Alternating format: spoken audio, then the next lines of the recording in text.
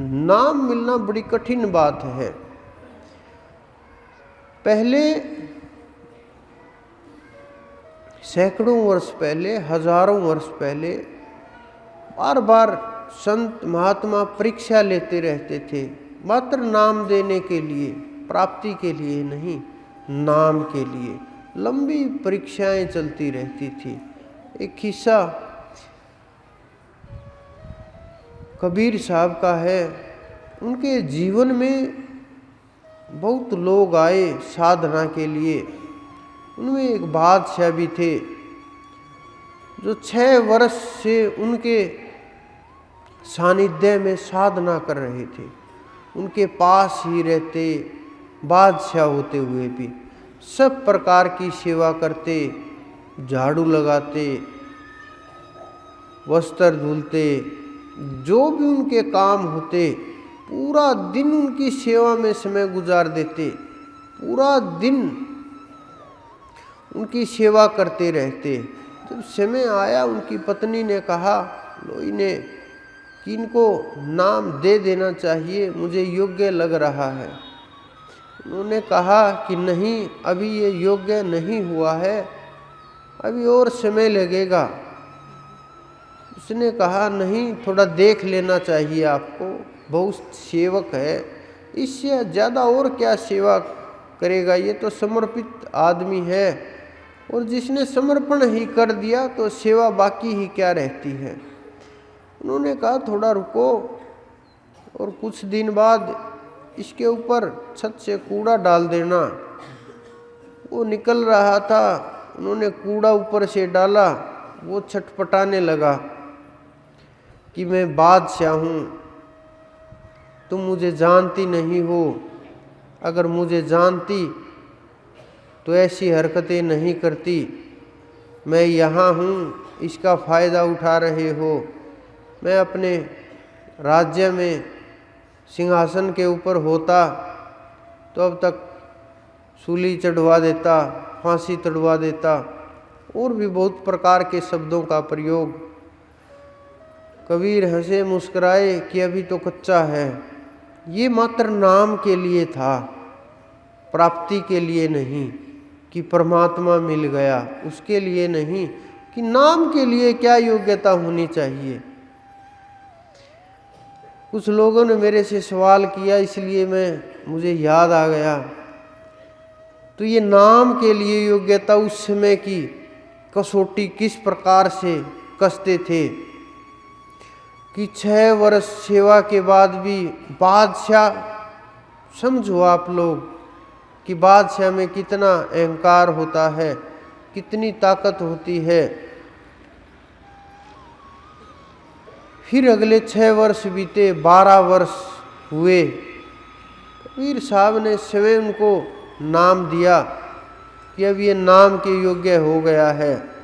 12 वर्ष कहीं एक जगह ठहरना, सब कुछ समर्पण करना, शब्दों को झेलना,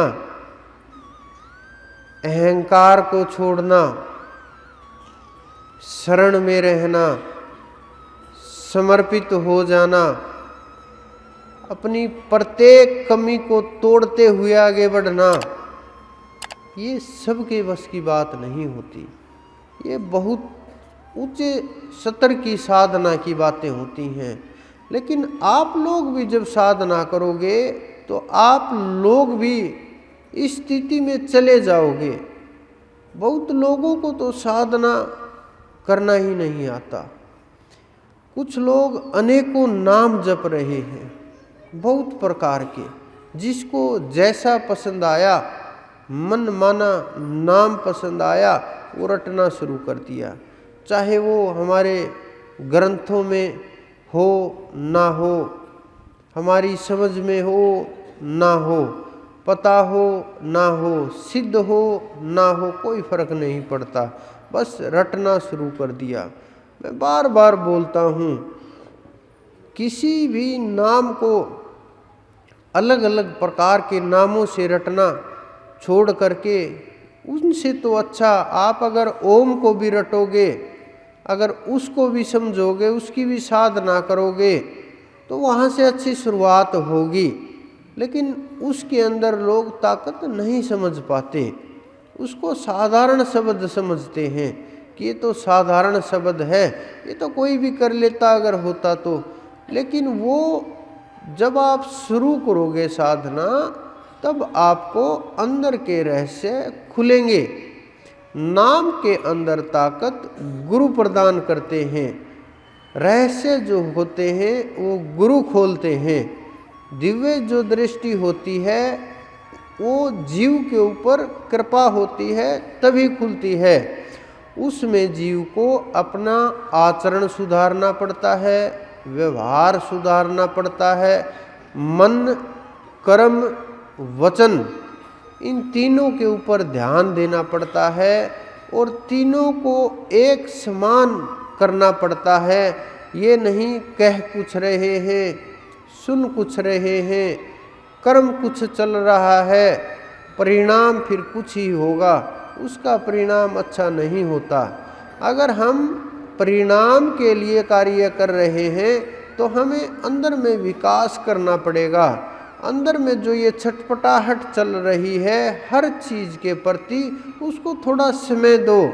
काम से लेकर के भोजन तक जब ये विषय उठे, अंदर में एकदम मन विचलित होने लगे कि मुझे अभी चाहिए, अभी काम का विषय इतना प्रबल होता है, अभी भोजन चाहिए, भोजन भी बड़ी ज़रूरत की वस्तु है।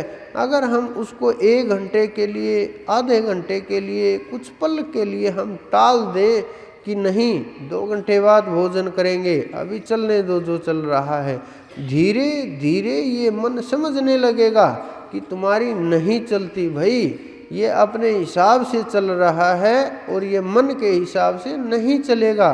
धीरे धीरे आप मन की पकड़ से छूटने लगेंगे। कई बार छोटी छोटी चीज़ें, बहुत छोटी छोटी बातें, नकारात्मक चीज़ें घर और जीवन को बर्बाद कर देती हैं। आप देखो आजकल के परिवारों को हर रोज़ तलाक हो रहे हैं, हर रोज़ लड़ाई झगड़े हो रहे हैं, कोई एक दूसरे को समझ नहीं पाता, कोई एक दूसरे को ना सुनना चाहता, ना पसंद करता, ना उनके विषय को समझता, कुछ भी नहीं। छोटी सी बात उठी और परिवार और जीवन दोनों बर्बाद हो गए।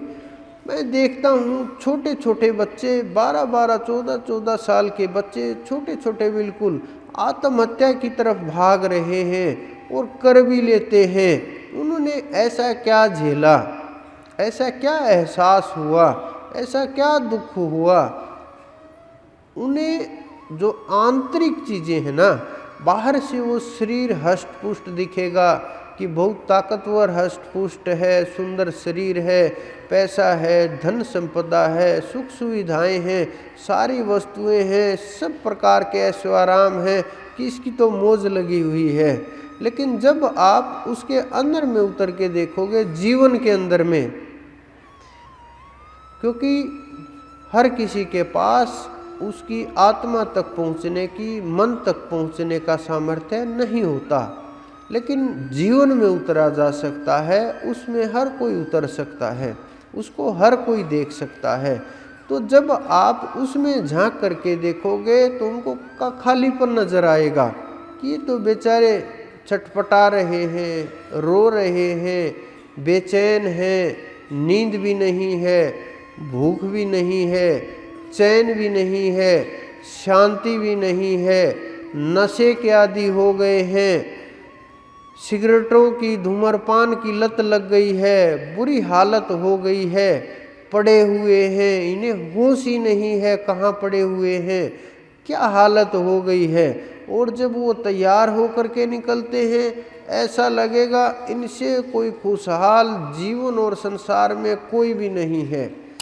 आप देखना, कभी मैंने हर चीज़ को बड़ा नज़दीक से देखा है और हर जीव को समझने का प्रयास किया, जीवन को सही तरीके से जैसा चल रहा है वैसा समझने का प्रयास किया।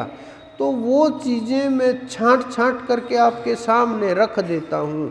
कुछ लोग ये भी सोचते होंगे पता नहीं कहाँ से उठा करके लेके आते हैं, किस प्रकार की बातें ले करके आते हैं। हमने बहुत बातें ऐसी हैं जो सुनी नहीं हैं, फिर भी ये बोल देते हैं, सीधा कुछ भी बोल देते हैं।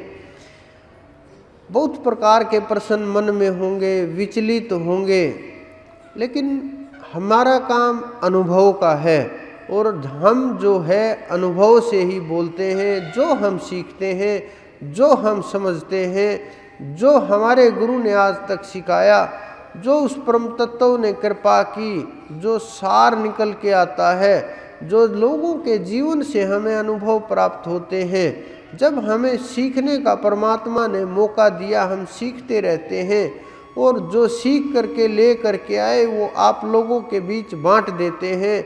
अगर आप इसको ग्रहण करोगे, समझोगे, तो आपको इतनी मेहनत नहीं करनी पड़ेगी। आपको ये चीज़ें आसानी से, बहुत आसानी से प्राप्त हो रही हैं, इसलिए इनकी कीमतें कम हैं।